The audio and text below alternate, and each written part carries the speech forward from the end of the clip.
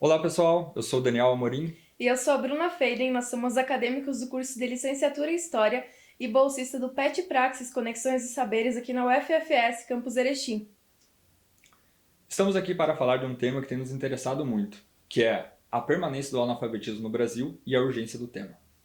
A desigualdade social foi evidenciada e aprofundada durante esse período.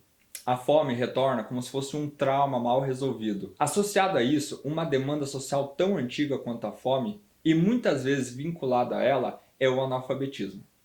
Após o período de distanciamento social provocado pela doença da Covid-19, a sociedade brasileira se depara com diversos problemas emergentes a serem resolvidos. A desigualdade social foi evidenciada e aprofundada, e a fome volta como se fosse um trauma mal resolvido.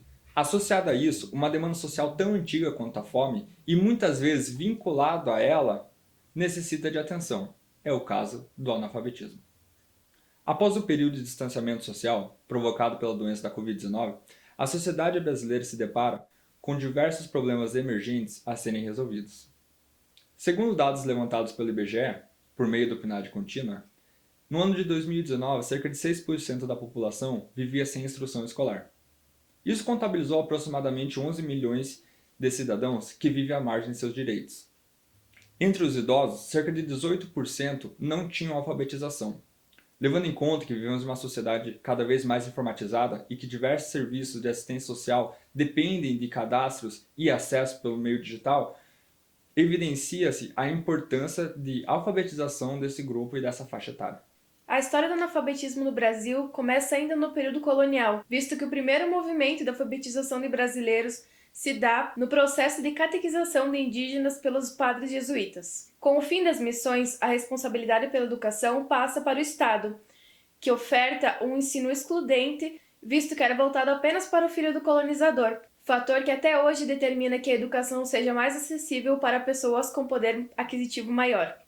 É em 1934 que se começa a pensar em novas políticas educacionais que contemplem todas as faixas etárias. Nesse cenário que surge Paulo Freire, que percebendo que o mesmo método utilizado para a alfabetização de crianças também era utilizado em adultos, é um novo método pautado no desenvolvimento da consciência e na libertação. Paulo Freire nos mostra o quão opressora é a educação bancária, aquela onde os conteúdos são passados do professor para o aluno sem a possibilidade de reflexão, e nos propõe uma educação que estabeleça conexões entre a vida do estudante e os conteúdos estudados em sala de aula, além de propor um processo reflexivo, para que além de aprender a ler as palavras, o indivíduo aprenda a ler o mundo. No Brasil, a educação é garantida por lei dos 4 aos 17 anos, mas, para contemplar aqueles que não foram alfabetizados em tempo hábil, foi criado o EJA, um projeto que busca democratizar a rede pública de educação, melhorar a qualificação e a inserção no mercado de trabalho.